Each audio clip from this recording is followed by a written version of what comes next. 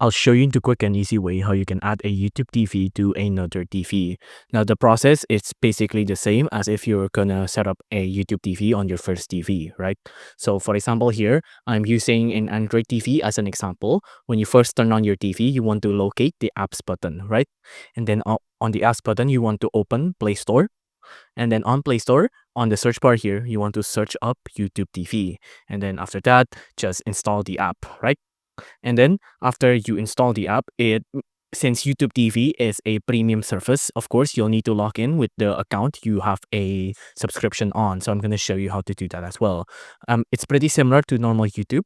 So once you go to the UI here, click on sign in there. You'll see you'll be prompted to sign into YouTube. After that, you can just either go to the URL there or just sign in from your phone by putting in the code on the screen right now. If you enjoyed this video, please do consider liking and subscribing.